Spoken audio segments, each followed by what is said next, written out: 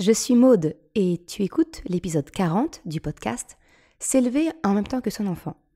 Dans cet épisode, je souhaite te parler de la construction du cadre bienveillant avec ton enfant. Finalement, comment dire non tout en disant oui à ton enfant. Salut et bienvenue sur le podcast « S'élever en même temps que son enfant ». Je suis Maude, coach certifiée chez Mercredi, mais surtout maman de 3 enfants. Sur ce podcast, je t'aide à conjuguer la bienveillance avec la réalité de ton quotidien de maman. Utiliser ton choix d'une parentalité bienveillante comme un accélérateur de ton propre développement personnel. T'aider à changer de regard sur les situations que tu vis avec ton enfant pour t'en servir, pour grandir et apprendre sur toi.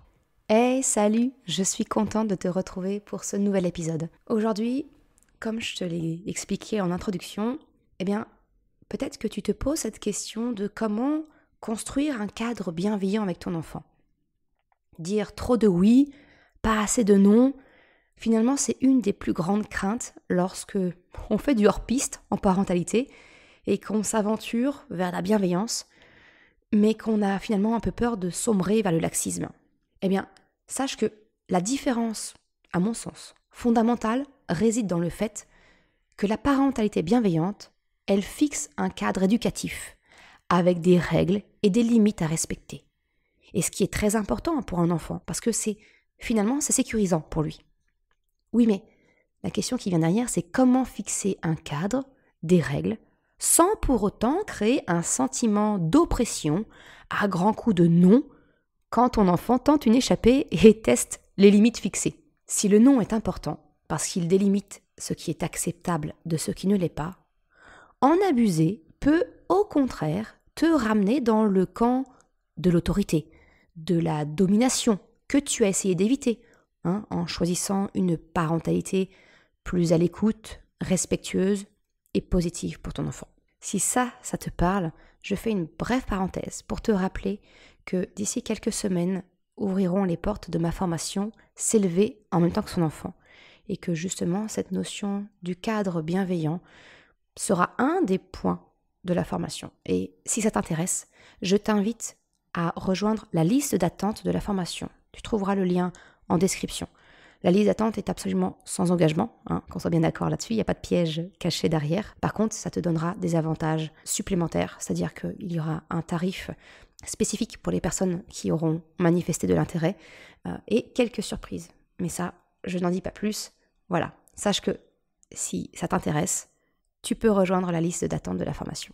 Allez, maintenant, je ferme la parenthèse et on est parti dans notre sujet. Concrètement, comment faire pour conjuguer cadre éducatif et bienveillance ?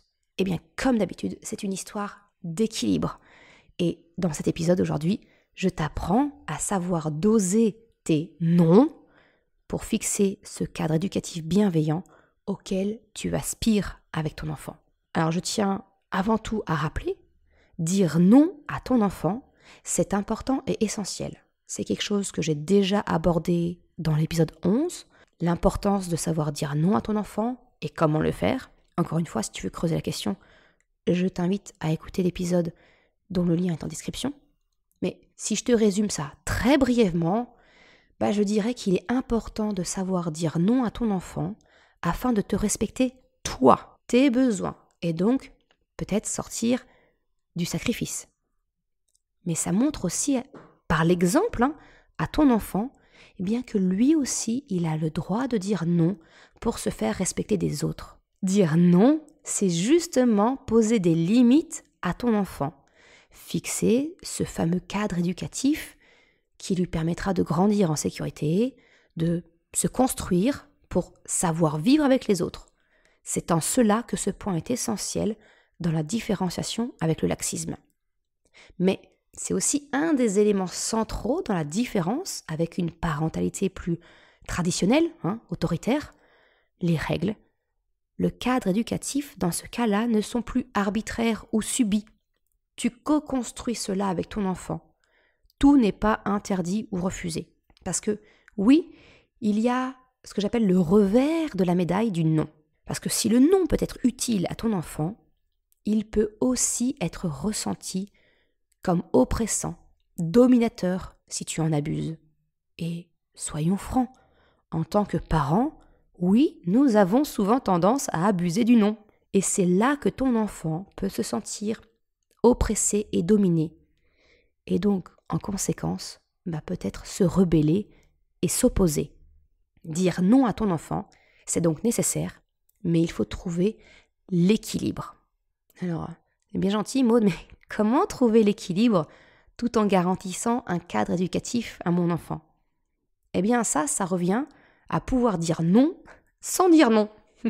Alors oui, finalement, tu vas peut-être dire, ok, mais ça veut dire que la solution, c'est de dire oui à mon enfant? Mais non, parce que c'est pas non plus oui. C'est pas non plus dire oui à tout.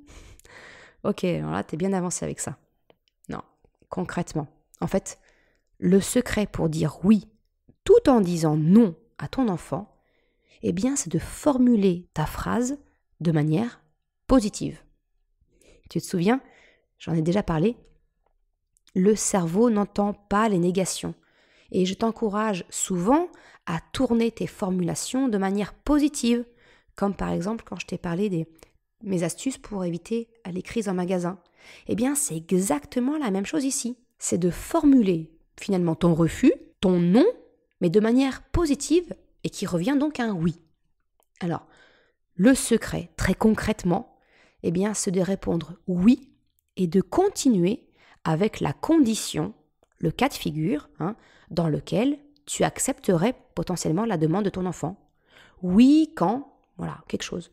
Oui, si tu veux, dès que, quelque chose. Alors, pour être très concrète, je vais te partager 2 cas de figure que j'ai récemment eus dans mon quotidien avec mes enfants.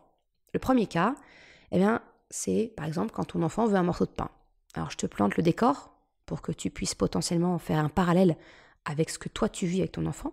Imagine, voilà, je rentrais de la boulangerie, il était à peu près 11h30 et je suis en voiture avec Krapopoulos, qui donc a 3 ans et demi. Et il me demande, pendant que je conduis, un morceau de pain. Alors en soi, je sais que j'allais accéder à sa demande parce que je savais qu'à ce moment-là, on allait manger beaucoup plus tard que d'habitude, le temps de récupérer à sa sœur qui était à une activité extrascolaire. Sauf que le hic, je suis en train de conduire et je ne peux pas le faire. Alors j'aurais pu lui répondre non, mais alors là, je suis à peu près sûre qu'entre le refus et l'hypoglycémie qui commençait à pointer le bout de son nez, j'aurais eu le droit à une explosion de la part de Krapopoulos. Ce que j'ai fait, j'ai simplement répondu « Oui, je te donne un morceau de pain dès que nous sommes arrivés à la maison. » Le simple fait de dire « oui », mon fils se sent entendu, son besoin a été pris en compte. Alors certes, ce n'est pas immédiat dans la satisfaction du besoin, qui est de manger du pain, mais son besoin a été entendu et accueilli. Et ça peut vraiment suffire à faire patienter ton enfant. Alors, si je suis complètement honnête, oui, il a réitéré 2 fois sa demande sur un trajet qui dure à peu près 5 minutes. La 2e fois, j'ai répété mon oui avec la condition. Et à sa 3e demande, je lui ai simplement retourné la question. Tu veux du pain ? Je comprends. Mais quand est-ce que tu en auras ? Tu vois, il a 3 ans et demi et il est à l'âge où la plupart de la répétition de ces questions, ce ne sont pas finalement des questions, mais des recherches de confirmation. Alors je te le glisse entre deux, retourner la question à ton enfant, ça peut être une bonne manière pour toi de ne pas perdre patience devant la répétition. Et ça répond aussi, aux besoins d'exercice, de compréhension de la situation de ton enfant. Ça, c'était le premier cas. Le deuxième, un autre grand classique chez moi, c'est de la négociation pour obtenir un temps d'écran. Mon enfant veut regarder la télé. Alors, je te l'ai expliqué dans l'épisode 38, nos règles concernant les écrans sont assez souples. En gros, il n'y a pas d'écran quand il y a école le lendemain. J'ai une tolérance vis-à-vis du mardi et du vendredi, mais c'est vraiment pas systématique. Et effectivement, mes enfants ont tous les 3 le droit à un peu d'écran les mercredis et pendant le week-end. Mais mes enfants sont comme tous les enfants. Ça ne les empêche pas de tenter quelquefois, on ne sait jamais, sur un malentendu. Mes enfants peuvent donc me demander de l'écran dans 2 cas de figure finalement. Soit c'est un jour où ils savent qu'ils ont le droit et ils veulent juste savoir à quel moment de la journée ils pourront regarder la télé. Soit c'est un jour où ils tentent leur chance. C'est pas prévu, mais bon, voilà, sur un malentendu, peut-être que ça peut marcher. Dans les 2 cas de figure, je préfère, ici encore, répondre par un oui, en leur rappelant les conditions que nous avons fixées ensemble. Oui, dès que les devoirs seront faits. Oui, tu pourras regarder la télé quand vous serez tous en pyjama. Oui, il y aura de la console quand les chambres seront rangées et les jeux remis à leur place. Plus particulièrement pour mon petit dernier qui me demande de la patte patrouille, sa passion du moment, quel que soit le jour de la semaine. Parce que voilà, je te le répète, il a 3 ans et demi, donc pour lui, c'est pas encore bien marqué quel jour on est. Donc il tente régulièrement sa chance.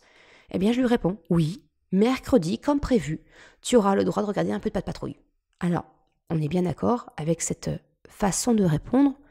La réponse que je leur apporte, elle ne leur convient pas toujours, parce que, comme tous les enfants, c'est tout de suite maintenant qu'ils veulent pouvoir jouer à leurs jeux vidéo ou regarder leurs dessins animés. Mais vraiment, le oui, ça permet vraiment d'entendre le besoin et de l'accueillir. Et c'est là le piège. Accueillir ne signifie pas systématiquement satisfaire. Ce n'est donc pas un oui, j'ai envie de dire, hyper permissif, mais c'est un oui qui rappelle la règle dans quel cas cela est possible.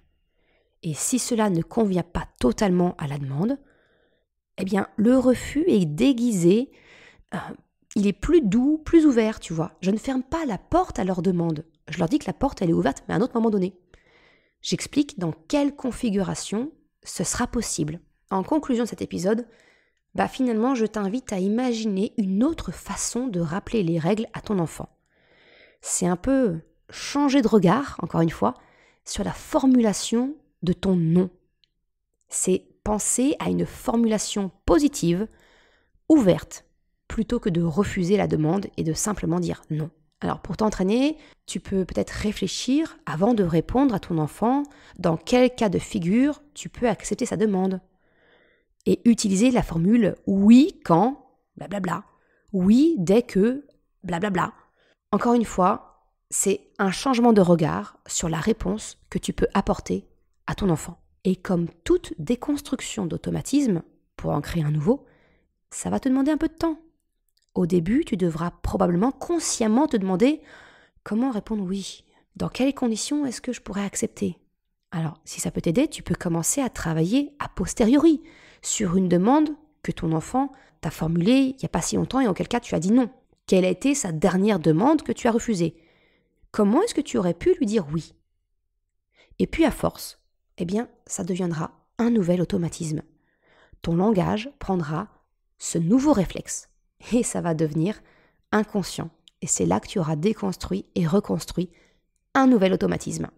Je te remercie d'avoir écouté cet épisode jusqu'à la fin. Tu retrouveras, comme d'habitude, une retranscription sur le site mercredi.com. Si tu as aimé cet épisode, s'il t'a été utile, je t'invite à le partager, à en parler autour de toi. Ou si le cœur t'en dit, de me laisser une note de 5 étoiles et un commentaire sur Apple Podcast ou Spotify. Ça me permet de faire connaître le podcast, mais également de m'encourager à progresser. Un grand merci à celles et ceux qui prennent le temps de le faire. Je te souhaite une excellente journée, après-midi, soirée, quel que soit le moment où tu écoutes, et je te dis à la semaine prochaine pour un nouvel épisode. Ciao!